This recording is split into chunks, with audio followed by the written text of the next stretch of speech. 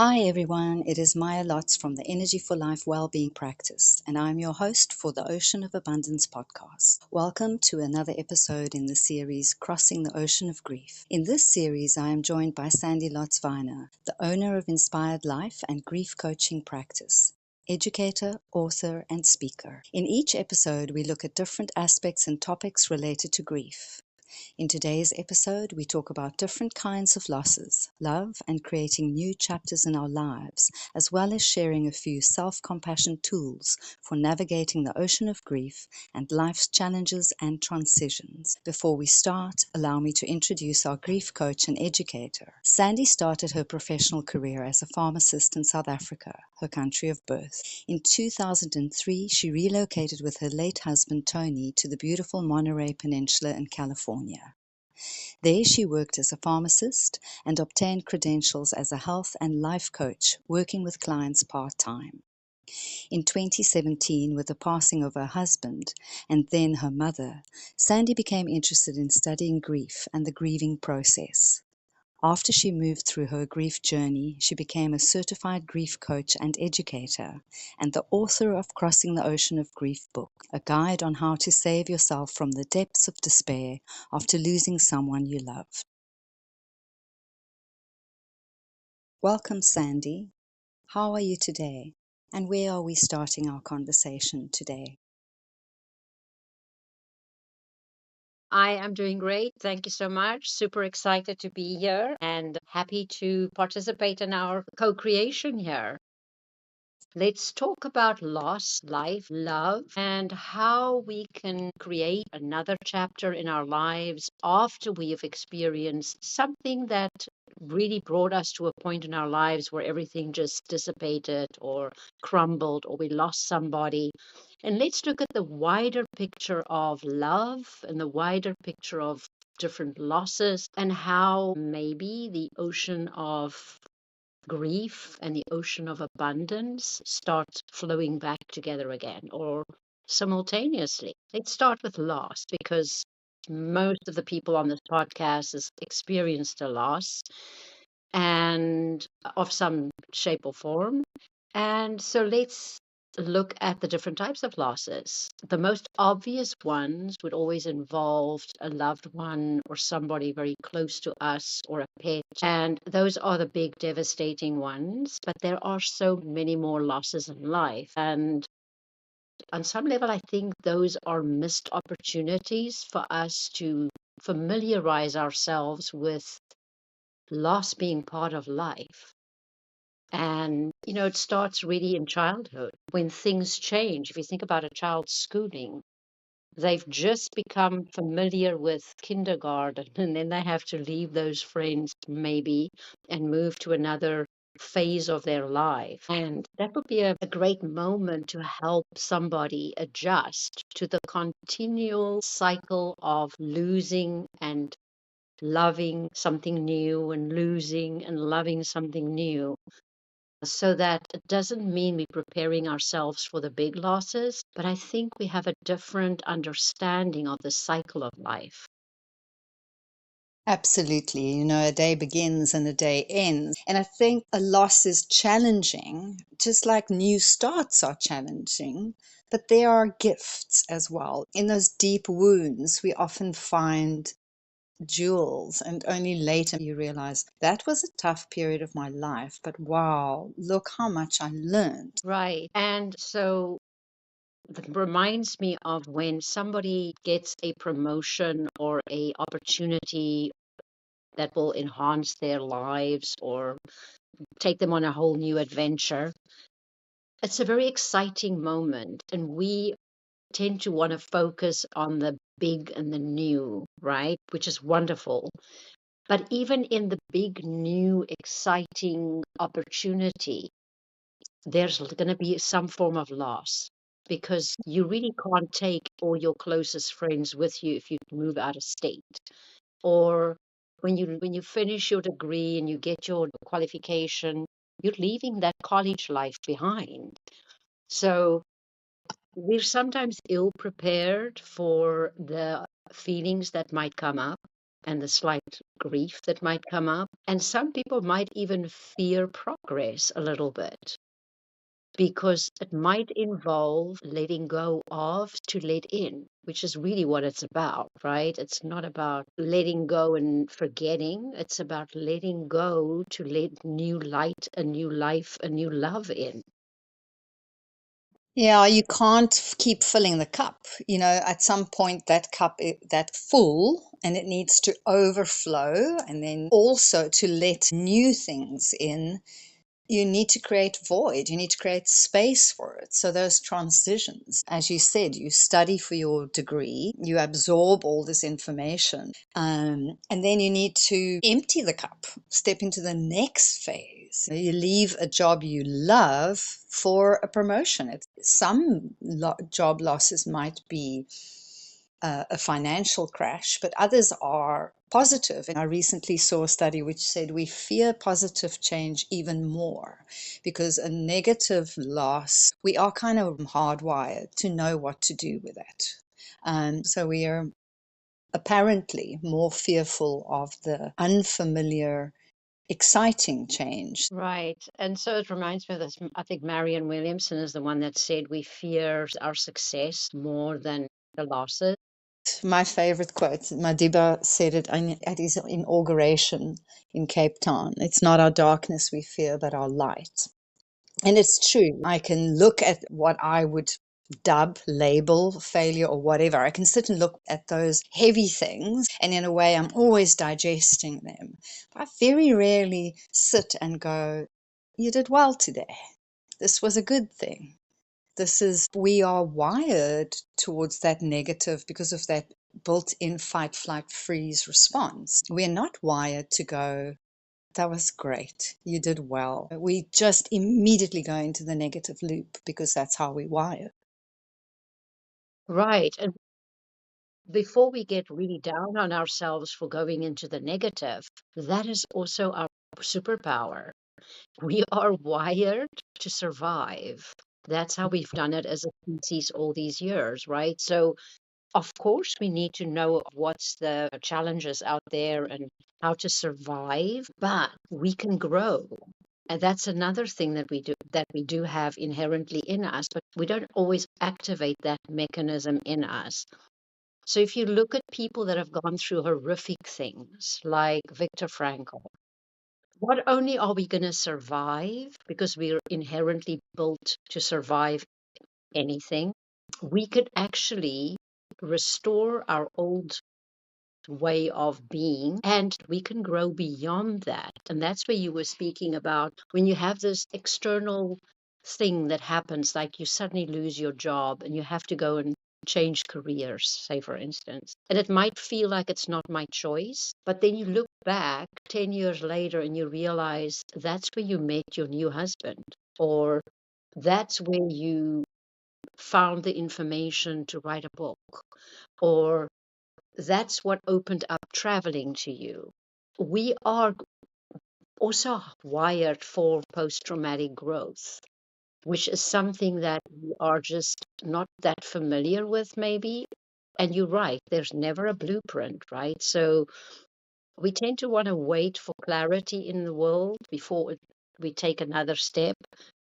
And clarity is something that unfolds. And sometimes it unfolds through trial and error. And if I think about myself, for me to niche down as to what is it that I really want, sometimes I go down this avenue of like exploring and then no, didn't work. No, didn't work. So sometimes clarity can come through in a series of eliminations of trial and error, which we would could label as failure. I also think it is, this is for me, a left brain, right brain moment. So the world thus far, it is changing, has been very left brain oriented, and schooling and socialization, just because of, I think, practical needs in some way, that became a way that we boxed life. But it came at the cost of the right brain, which is the feeling into things. So, for example, envisioning that future life, how you want the day to unfold. We then try and use the left brain to box it, to numerate. Whereas if we feel into how do I want to feel? How am I feeling? I'm feeling sad about this and I'm feeling joy about that. In losing my partner, I also remember the happy times. Both are there. And so when we want clarity, for example, if you give me one of those forms and you say, we're going to vision board now, and it's all these specific questions, you get zero from me. But if you ask me to feel, how do I want to feel into my new life? What are those qualities? Then I can list them. I want more joy. I want more playfulness. I want to have curiosity and wonder in life. I want to walk through life with ease, grace, and gratitude. I want to open my eyes and be grateful for the life I have. Those come easy. But when you structure them in a left brain way, I just freeze. I immediately go into survival. Right. And it's interesting you mentioned words and forms because when you're truly doing visioning, right, vision boarding or visualization or even dreaming, there's no language involved. I think words get in the way. For a reason. Yeah. When you visualize something, an outcome, there's just emotion and feeling and pictures maybe in your head. There's no language. And I'm not saying language isn't fabulous to communicate, but not when it comes to what I'm trying to create. There we have to go with feeling and energy and uncertainty, and we've got to be comfortable with sitting in that void for a while. So, how does this all go back to loss, love, and creating a new chapter?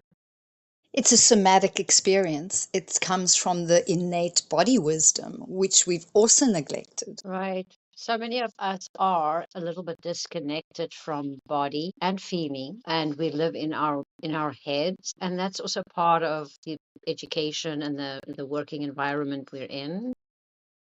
But the body is there to help us move through the emotions and also gives us feedback as to what's going on. If we can just drop into it and listen to it. Like sometimes you can feel the pain of grief and loss, you really can feel it in a specific part of your body. Some people will feel it in their throat, some people feel in their abdomen, the digestive system, or tense muscles. You can feel your emotions, and that will give you a clue as to what I could do to help that energy move through my body, because it's essential, because energy should be flowing, right, through you, not get stuck in one body part. I think you've raised so much. I've become a great fascia nerd.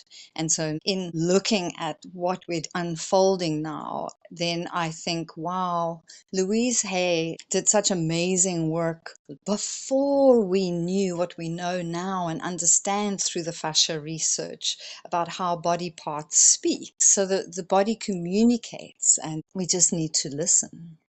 Right. And so the most exaggerated example of that could be if something is happening that is a threat to you. Before my brain has really kicked in, I'm already running away or hiding. That was my body moving me out of the way of the car. It was maybe a split second, and then I don't know how I got there, is what people would say. I wasn't doing it. I didn't move the truck that was trying to run over my child. For some reason, you managed to, the body did that. And when we go back to grief and loss, if somebody is going through a really traumatic loss in the beginning, their brain's not really on board. And we have what we call grief brain. And you look back at those months and you go, how did I get here? My body was on autopilot. My body got me through the first 6 months or year or whatever you wanted to look at. And for me, when it was my turn, I had such a newfound deep respect for the wisdom of this body of mine that I made health my number one kind of priority. I knew that I could only go as far as my body will take me. And so I need to take care of her because she's just been working for a whole year, waiting for my brain to get back on board. And I think it brings up things like What is a good night's sleep for you? What is rest for you? Yeah, it takes us out of the to-do list into the to-be, into the feeling list, which will include things like you may not feel like eating, but listen to your body. Your thoughts might pull you in one direction, but if you feel into the body, you realize 20 minutes on the bed, self Reiki, and I actually feel more composed. When I go for that walk, I start off with tears and anger and frustration, but soon nature nurtures me. So listening to your instincts. And I think in the modern world, the instinctive part of our makeup can often be lost in the noise. Do you think it might be because we've been conditioned over the years to source out? We look outside of ourselves. We've lost the trust in going inward. We were socialized into anything where you look towards self was selfish. But this kind of looking inward is not selfish. If you take care of the unique, sovereign, energetic body that is you and find how she wants to navigate, how she thrives actually. What does she need to thrive? If you make friends with her and you are her best friend, then you become a better friend. If you love her more, then you love others better. So it's different from what we were socialized into. So Right, and I think that is why grief and coming through difficult times of loss can be challenging for some of us because of that. We either looking for what are the goals here or what's my to-do list. That's one part of it because we're so conditioned to I take charge and I fix, and grief can't be fixed. It's got to be experienced and felt and released. So yeah, we are initially sometimes at a loss when we're in grief because if we're coming from a functional world where we always have to do lists and we fix things, we want to apply that template to the grieving process. But grief, as we said, is about feeling and feeling our way through and kind of trusting instincts again. But the other big thing about grief is for some of us, this is maybe the biggest opportunity to learn self compassion because there's no ways we're going to get through the deepest, darkest sorrows and get it all right. We are going to make a little bit of mistakes. We're going to not look as functional as we were the day before it happened. And we can either come with this criticism of,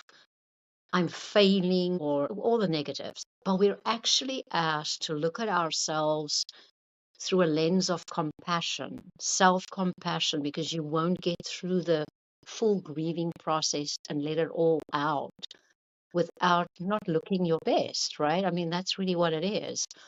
And there's this part of us that have been trained to pull it together and step out into the world. And I thought there's sometimes a bit of a fight between being functional and being compassionate to myself.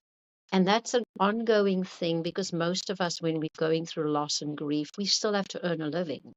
We still have to be a citizen. You know, there are some other demands on us. And if we don't have self compassion, that balance will be skewed and we will probably not pay attention to honor our grief, give it the time it needs. And so, yeah, I think that might be a turning point for a lot of us when we change our relationship with ourselves when we're going through difficult times. We change the vocabulary, the self talk, the awareness.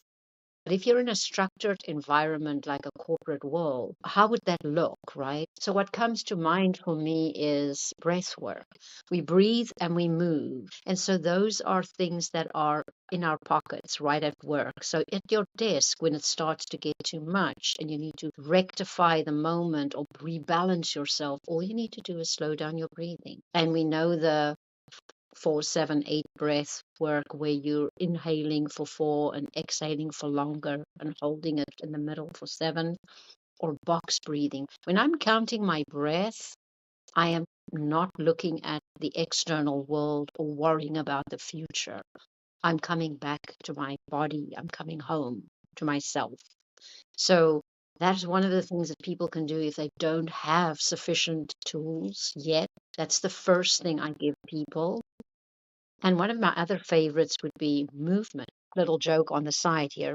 When I had to go back to my corporate job, I wasn't quite ready. We never are, right? So luckily, I had access to a restroom. And when I started feeling the energy just like building up, and I worked with the public, I would step into the restroom and I would do jumping jacks. It's like the duck on the water, when they just like when they get into a unhappy situation, two ducks, they just like they like shake it out. It's amazing how we feel after we've done that. We've just redistributed the energy in our body and the stuckness is gone. And I can face the music again for a while. Fueling the body for energy. Super important for people going through grief and loss. We think it's not important. And in the beginning, I know it's all up in the air and we're eating comfort food. But there comes a time when we have to clean out the refrigerator and reset.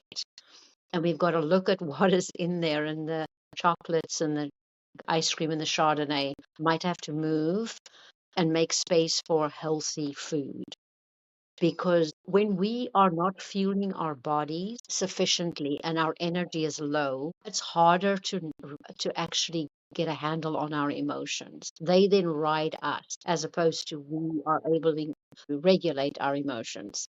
And we know that when your child hasn't had a meal, they get irritable or angry or what we call hangry. So you have to fuel your body because you're doing extra work. You're living a normal life and you're doing all of this emotional work. So you really need to be on top of nutrition and water intake as well. So that's the one part of it. And then you can just place your hands on your body. It's something we've forgotten, that the lightest touch that I can do for myself is very soothing for a disturbed mind and emotional person. Also, light tapping. If you're nervous, it's almost like that rocking chair feeling, but it's not a rocking chair because you're just tapping on your chest. There's so much. And you can just fold your hands and place them on your sternum, on your heart chakra space. Even just crossing your arms and stroking down your arms immediately gives yourself soothing. It's tiny little acts of self-compassion and love to embed in your day. Right. And I think that's why I'm going to go back to my Crossing the Ocean of Grief book, which is about a life raft that we have to get us through difficult times. And that life raft, you can have an external life raft, flotation devices. I used those as well, whatever came around that I could hold onto to give me some kind of grounding in the external world. And then I developed my internal life raft. And my first stage of that life raft is mindful awareness. Because if we're not aware of what's going on, we won't be able to access and initiate the tools we're talking about. So a lot of us learn a lot of tools, which it's like having knowledge. We learn the books, we learn the theory, we have the model, we have the blueprint. But now, how do I apply it when I'm in the moment of crisis? And that can only happen if there's mindful awareness of, okay, this is going on the outside, this is going on the inside. And so, how do I console myself? It sounds like it's a simple process, but it's quite involved because there's a mental component and there's a body awareness, and then there's what we call the integration of it or the embodiment. Yeah, we don't always take the time to integrate. I like what you're saying, and I'm going to go back to Marianne Williamson, who, in one of her books and many of her talks, she has this expression of, you get into times of trouble or there's challenges, and most of us sink onto our knees in tears, in prayer. Why don't you live your life by staying on your knees? And what she means by that is in the good times to begin integrating the tools, as you say. Because what happens is that we go through losses and grief and then we stop the practices. But actually, if you learn the tools before the loss, integrate them, and not just talk about them. You're right. We fill our heads with knowledge and we don't execute them. I look at the yoga world that I'm part of, or the Reiki world. You only benefit when you do it. You only benefit when you make it your own. It is not just going to a class and listening to more words or attending a seminar on mindful awareness. You can do hundreds of those, but until you actually implement them and you make them part of your daily life, just like brushing your teeth in the morning and the evening, the tools can't be within the body wisdom, as it were. So it's to weave that in. Right, it reminds me of the statement, and it comes from the yoga world: practice makes practice. It's not practice makes perfect, because I think so many of us thinking of the yoga world have gone in the West anyway. We've gone into making it into a perfect art or perfect execution. That, although that is beautiful to watch, that is not really what it's about. Yoga is about showing up on the mat of life the way you are today. And maybe the stretch is going to be a little bit crooked. Just show up. It's about showing up and then showing up again and then showing up again. And grief is like that. Life is like that. And so I want to kind of come back to what makes it all stick. What keeps it together? What keeps us together? And that golden thread for me is love. And So that self love. right, right. And I think that's a universal challenge for us. And it reminds me of the opening statement you made about the filling up your well or your glass or your vessel. We need to fill ourselves with love first, and then that will flow. What is extra will flow through us and into the world. The whole thing about energy, we are energy, everything is energy. We are energy. I come to this conversation with a certain energy or not, different energy. So we bring energy to the party when we connect with other people. And so if we get involved with words and it has to be a certain way, then there's conditions to this energy. And with the tapping, it's just about releasing an energy.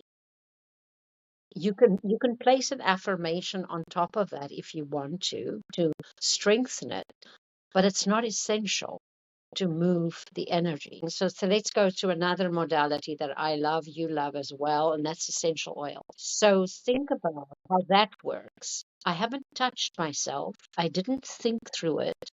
All I did is opened a bottle of pure essential oil, preferably therapeutic grade, and I have given myself a hint or a whiff of it. I inhale, or not inhale, I sniff it.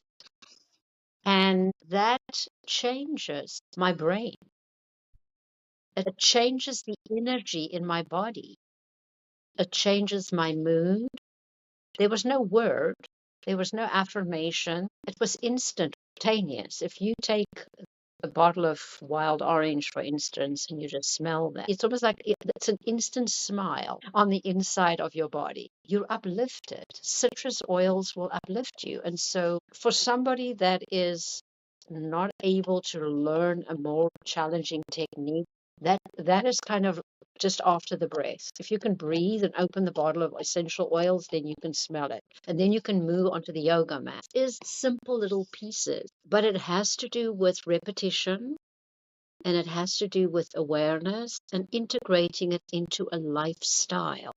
As you said, because we are good with finding tools in crisis, and then we forget them, and then the next crisis comes and we have to start over at ground zero. Although, if you've practiced it for a while, for those of us who've practiced and then fall off our practice, it is like riding a bicycle. There's muscle memory, so you'll pick it up again, but preferably don't let it drop. Keep it as part of a daily routine to keep you grounded. So when things come your way during the day, you can rebalance very quickly. I like the word grounding there and tying it to essential oils. So, yes, when you smell things, you change your neurology, you change what's happening in the brain. But the other simple thing is to put a drop of a grounding oil on your feet. It's almost like, what do I need to do before I leave the house today? And then these are all self-love practices, if you think about it. I'm going to give myself the time when I wake up in the morning to check in with myself to see what's the landscape look like on the inside. I call that my internal landscaping session. And then I can set the tone. I can see what is going on, and okay, then maybe my to-do list will have to shrink a little bit today, or it can expand, or I can move with the times, so to speak, and I can prepare for the road, the day ahead. And then similar, because I think a lot of us have worked on a morning practice of some description, the evening practice is just as important. And I think sometimes that doesn't get enough attention because of just the nature of the day, right? We run out of time, so to speak. And it doesn't have to be long. At the end of the day, it's like you want to bookend your day.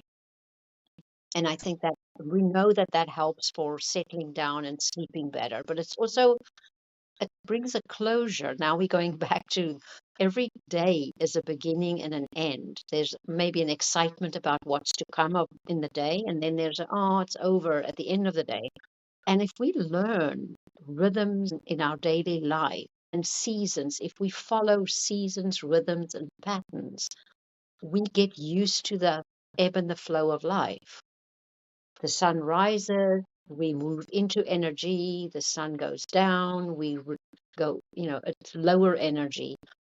Sometimes we neglect, and I'm talking about myself here, the evening practice because don't we all like the morning energy better? You might like the exciting day, but you don't really want to do the have to go to bed tonight. The light, the dark, the contrast. Nighttime, we can come down and we could actually reflect, and that would be a good opportunity to celebrate the wins of that day. There are wins. We can bank those little wins of the day, the little celebrations, or the compassion that we might need for what didn't go right today. I think that the book ending of the day is very important. And yeah, I think it's in human nature to want to unwrap the gift, but we don't all rush to clear the wrapping afterwards, and if the start of the day is receiving the gift of another day, of another breath, of another moment, then the end of the day is clearing the wrapping. Right. And that just by clearing the wrapping of the day and tidying up and looking slightly ahead at the next day, I am already preparing for the next morning. It kind of rolls into one then. It's not such a sharp beginning and ending, but a continuation. We're moving into flow energy as opposed to stark stops and starts. And I like the thing about seasons because, we are nature and we forget that. We're not separate from nature. We are in this thing called nature and we have rhythms. And there might occasionally be tsunamis and big tornadoes, but they're occasional. The everyday rhythm of life. The sun rises more or less at the same time and it shifts gently, slowly, with ease and grace to the next point. And when we're in grief, it's a season. Loss and grief, the big ones, are seasons, right? And so we're doing a lot of what would be considered wintering. When we're in grief, we're spending more time paying attention to our own needs because we have more needs in grief than when we are, you know, in a different place. And we have to give that to us. People outside of us can help support us, but we still need to know what's the need so we can ask for the support. So I see it almost like grant yourself that time to winter, to be what looks to the world as a bit dormant, which we don't like because we like to be busy or we kind of value being functional or productive more than being quiet and maybe just being. But it's just a season. And if you give it sufficient attention, the spring will come, the new life will come in, the new opportunity to build a new garden. or a new chapter in your life will come. And how long your winter season is when you're in grief, it's going to be different for different people depending on life circumstances, because people might experience multiple losses consecutively, which makes that season a little bit longer. And that's the point, not to compare. Your season is your season, but it is only a season. There will be another spring and a summer, and cycles to repeat. And so that's the hope that I would like for people to have when they're going through a difficult time. It's not forever. It's interesting when you use the word grant. I found myself in my head busy with a serenity prayer, grant me the grace. And then to quote yourself back at you when you were midst grief and struggling, because now, yeah, that initial external support had subsided. The throwing back into work was there. People aren't calling and checking in on you that often. And one day we had a phone call and you said, something like, I'm just hanging out with my new sidekick. She's called Grace. And I have come to fall in love with the concept of grace. Grace and gratitude go hand in hand for me because even in my deepest, darkest moments, you can still find things that you're grateful for.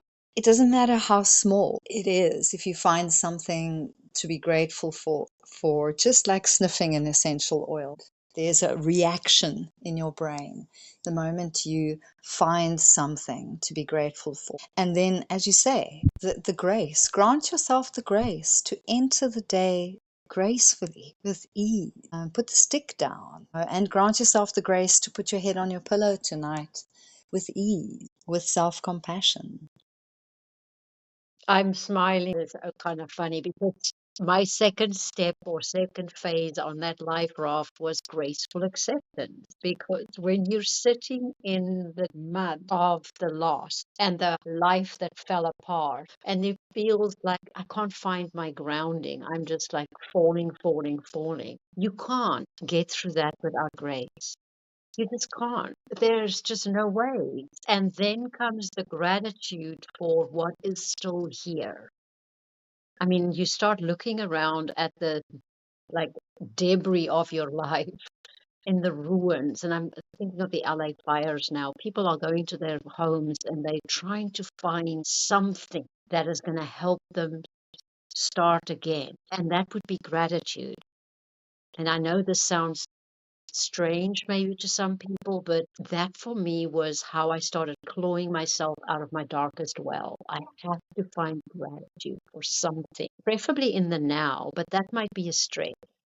So we go to in the past. I had stuff in the past that I was grateful for, that I'm still grateful for. I had education and I had a professional qualification. I was grateful that I could go back to work, and I was fearful of not being ready to go back to work. But I had both. And that to me was how you claw your way out of it and start using gratitude as the foundation of the next chapter of something. And there will be many new chapters or next chapters. But for me, that is kind of the essential building block for that's ground zero of starting over gratitude. We don't know the wisdom and the value that we have until we reflect on it. You could keep it for yourself, the knowledge, or you could bring it to the world. And so maybe it helps one other person. And that's kind of why I wrote the book too. That's the need when it was my turn to find something to give me hope.